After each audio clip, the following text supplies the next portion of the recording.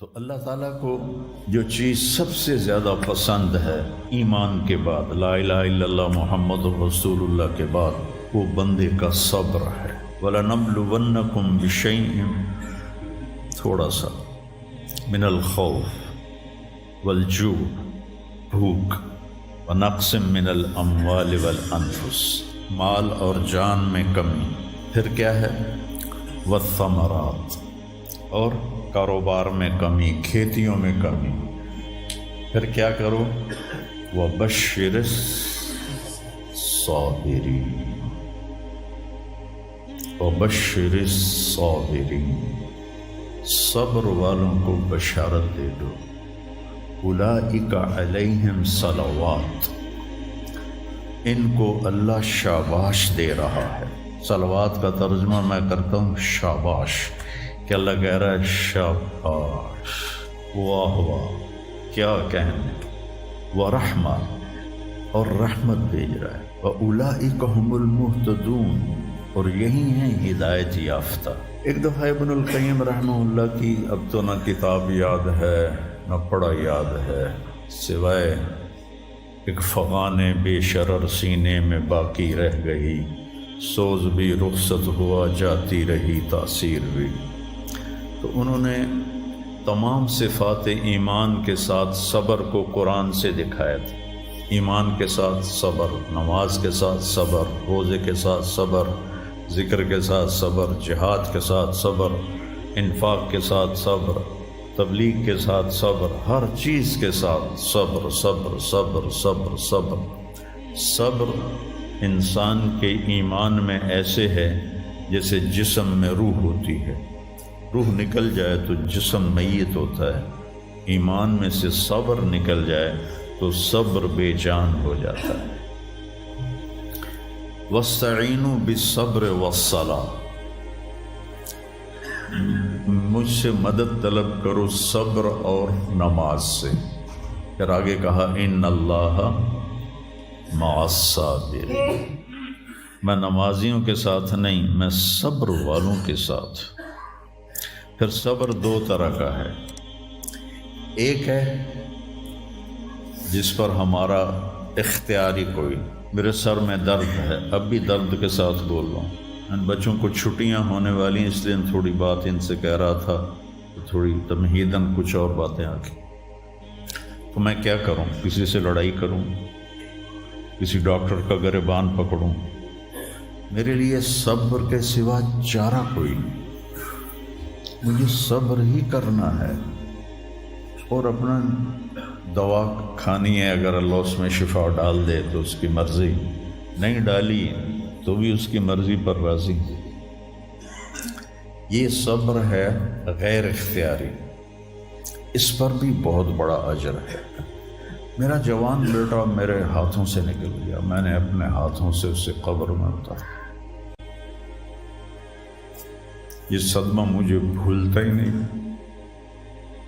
ساری زندگی بڑی آزمائش، شہرت آپ کو نظر آتی ہے کہ بڑی واہ واہ ہو رہی ہے، بڑا یہ ہو رہا ہے وہ ہو رہا ہے، لیکن اس کے اندر اتنی آزمائشیں ہیں، اگر اللہ سے ڈر کے آدمی چل رہا ہو تو پھر اس میں اتنے امتحان ہیں کہ آدمی یا تو بچا بچا کے نہ رکھ اسے، تیرا آئینہ ہے وہ آئینہ، کہ شکستہ ہو تو عزیز تر ہے نگاہ آئینہ ساز میں۔ دل ایسے ہی پارا پارا ہو جاتا ہے، برداشت کرو۔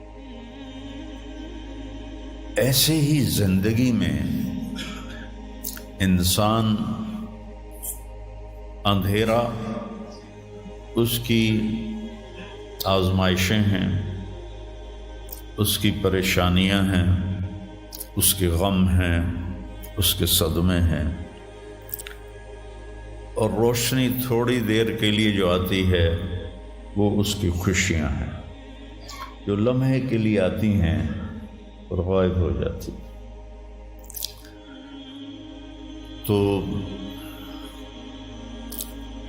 ہمیشہ کی خوشی جس میں غم نہ آئے وہ جنت ہے، اور ہمیشہ کا غم جس میں خوشی نہ آئے وہ جہنم ہے۔ تو اللہ جب جنت والے جنت میں چلے جائیں گے اور جہنم والے جہنم میں چلے جائیں گے تو اللہ کہے گا یا اہل الجنہ، اے جنت والو، وہ کہیں گے لبیک ربنا وسعدیک، یا رب ہم حاضر ہیں۔ تو اللہ پوچھے گا کم لبثتم فی الارض عدد السنین، فیصل آباد میں کتنی زندگی گزاری تھی؟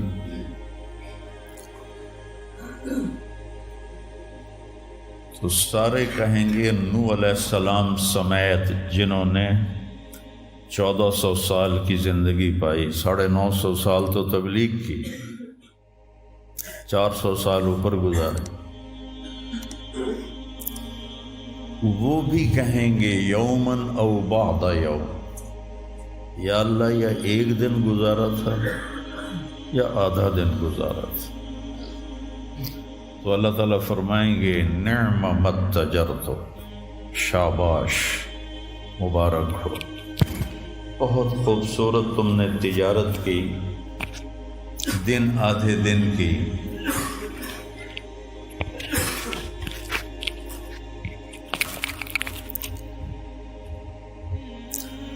بہت بڑھیا تجارت کی تم نے، دن آدھے دن میں اپنے نفس کو مار لیا اور اپنی خواہشات پہ قابو پا لیا۔ تو آج تم نے کیا تجارت کی ہے؟ تم نے رحمتی و کرامتی و جنتی، تم نے ان ناگواریوں کو برداشت کرنے کے بدلے میں میری دائمی رحمت کو خریدا، میرے دائمی اکرام کو خریدا اور میری ہمیشہ کی جنت کو خریدا۔ خالدین فیہا، جاؤ مزے کرو، کوئی موت نہیں۔ تو میرے نبی نے فرمایا اگر موت ہوتی تو یہ خوشی سے مر جاتا، لیکن موت ہے نہیں۔ پھر اللہ تعالیٰ جنت جہنم والوں کو پکارے گا یا اہل النار، وہ کہیں گے لبیک ربنا وسعدیک۔ تو اللہ پوچھیں گے کم لبثتم فی الارض عدد السنین، کتنی عمر گزاری دنیا میں؟ تو سب سے لمبی عمر پانے والی قوم عاد تھی، عرب۔ ایک عرب بائدہ ہیں، ایک عرب عاربہ ہیں۔ عرب بائدہ وہ ہیں جو مٹ گئے، ان کا نشانی نسلیں ختم ہو، اس میں قوم عاد ہے۔ ان کا بچہ ابن کثیر نے لکھا ہے 300 سال میں بالغ ہوتا تھا۔ ہماری 300 سال میں 6 نسلیں ختم ہو جاتی، 300 سال میں بالغ ہوتے تھے۔ 500 600 سال 800 700 سال ان کی اوسط ان کی عمریں ہوتی تھی اور بوڑھے نہیں ہوتے تھے۔ ایسے درخت کو پکڑ کے اکھاڑ کے پھینک دیتے تھے، ایسے پکڑ یوں اکھاڑ کے پھینک دیتے، جیسے ہم تیلے کو اکھاڑتے ہیں تو پورے درخت کو اکھاڑ دیتے۔ تو اتنی لمبی زندگی گزارنے والی قوم، اور باقی سارے اہل جہنم کہیں گے یومن او بعد یوم، یا اللہ ایک دن، اور دوسرے کہیں گے نہیں غلط کہہ رہے ہیں، آدھا دن آدھا دن۔ لم یلبثوا الا عشیۃ او ضحاہا۔ اللہ تعالیٰ فرمائیں گے بئس ما اتجرتم فی یوم او بعد یوم، کیا گھاٹے کا سودا کیا تم نے دن آدھے دن کے بیچ۔ جس کو اللہ گھاٹا کہے وہ گھاٹا ہے، یہاں کے گھاٹے تو اوپر نیچے ہوتے رہتے۔ تاجر کو ایک سیزن میں نقصان ہوتا ہے، اگلے سیزن میں اللہ اس کو ڈبل نفع دے دیتا ہے، اللہ کا نظام ہے۔ کتنا برا سودا کیا تم نے دن آدھے دن کا۔ غضبی، میرے غضب کو خریدا، سخطی، میری ناراضگی کو خریدا، ونار جہنم، اور جہنم کی آگ کو خریدا، خالدین فیہا، پڑ جاؤ ہمیشہ کے لیے۔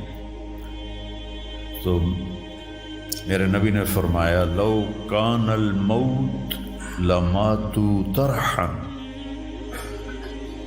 اگر موت ہوتی تو یہ غم سے مر جاتے، اور جنت والے لو کان الموت لماتوا فرحا، اگر موت ہوتی تو وہ خوشی سے مر جاتے۔ تو ابدی خوشی جنت میں ہے اور ابدی غم جہنم میں ہے۔ ابھی ایک آیت پڑھی تھی مولوی نعمان نے، لہم ما یشاءون فیہا ولدینا مزید، جنت میں جو کچھ تم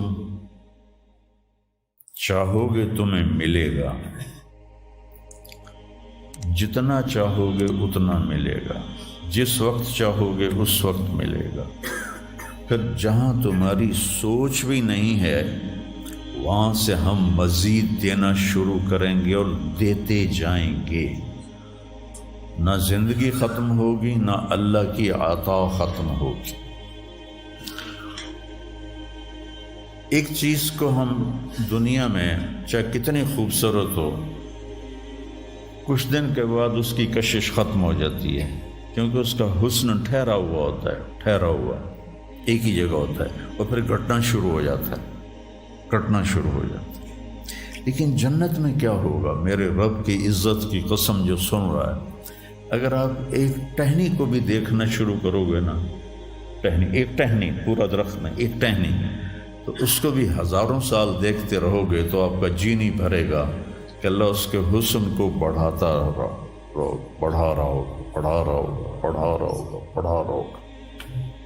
اپنی بیوی کو، جنت کی حور کو لاکھوں سال ایسے بیٹھ کے دیکھتے رہو گے تو تمہارا دل نہیں بھرے گا کہ اس کا حسن ہر لمحے پہلے سے اوپر، پھر اس سے اوپر، پھر اس سے اوپر، پھر اس سے اوپر، اور پھر آگے کوئی حد ہی کوئی نہیں۔ یہاں تو حد ہے نا، اس کے آگے کوئی حد ہی کوئی نہیں۔ لہذا کئی بچے پوچھتے ہیں جنت میں ہمیشہ رہیں گے تو پھر کیا کریں گے، بور نہیں ہو جائیں گے؟ میں نے کہا بیٹا آپ لوگ دنیا کی زندگی پہ قیاس کرتے ہو کہ بور ہو گئے۔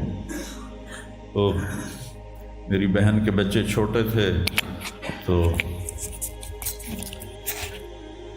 جب وہ کچھ کھیل کھول کے تھک جاتے تو پھر ماں سے کہتے اب کیا کریں، اب ہم کیا کریں؟ تو وہ ہم نے دنیا پہ قیاس کیا ہوا ہے کہ جیسے یہاں بور ہو جاتے ہیں، ایک لمحے کے کروڑویں حصے میں بھی اللہ کی عطا ایسے جا رہی ہوگی، ایسے جا رہی ہوگی، ایسے جا رہی۔ تو لہٰذا آپ کسی چیز سے بھی آپ کا دل نہیں بھرے گا، چاہے آپ خربوں، دیکھو خربوں اربوں جو ہے نا یہ دنیا کے لیے وہاں ان کی کوئی حیثیت نہیں ہے، یہ تھوڑا سا اوپر جا کے ویسے ہی ٹائم ختم ہو جاتا ہے۔ ٹائم میں تو اللہ نے ہمیں باندھا ہے۔ تو ولدینا مزید، یہ جنت والوں کے لیے سب سے اعلیٰ درجے کی آیت ہے کہ لہم ما یشاءون فیہا ولدینا مزید، جو چاہو گے پاؤ گے، اور پھر ہم مزید۔ ایک حدیث بھی یاد آ گئی، ایک جنتی ایسے بیٹھا ہوگا ٹیک لگا کے اپنے تخت پر، تو سامنے ایک منظر ہوگا، اس کو دیکھنے کے مزے لے، تو اس میں اس کو سال ہا سال گزر جائیں گے۔ تو اللہ کہیں گے میرا بندہ تھا ہکو شے جی پھنس گیا ہے نا، کوئی اور شے بھی کھاؤ۔ تو اس کے ایسے بیٹھا ہوگا تو اس کے کندھے پہ ایسے کوئی ہاتھ مارے گا، تو ایسے یوں پیچھے مڑ کے دیکھے گا تو ایک لڑکی کھڑی ہوگی جس نے 100 جوڑے پہنے ہوں گے، اور ان جوڑوں میں اس کا پورا جسم چاندی کی طرح، شیشے کی طرح چمک رہا ہوگا۔ جب اس کے چہرے کو دیکھے گا تو ان گالوں میں اسے اپنا چہرہ نظر آئے گا، ایسا شفاف ہوگا یہ۔ جب اس کے سینے پر نظر پڑے گی تو اس میں اپنا چہرہ دیکھے گا، جب اس کے پیٹ پر نظر پڑے گی تو اسے اپنا چہرہ نظر آئے گا، تو تو انہیں ہی کملہ ہو جائے گا. وہ کہے گی اما لک فینا من رغبت، آپ کو میری ضرورت ہے؟ کہے گا بلا، کیوں نہیں، پر تو ہے کون، میری جنت کی تو نہیں ہے. یہ جو 72 حوریں ہیں یہ تو شروع میں ہیں.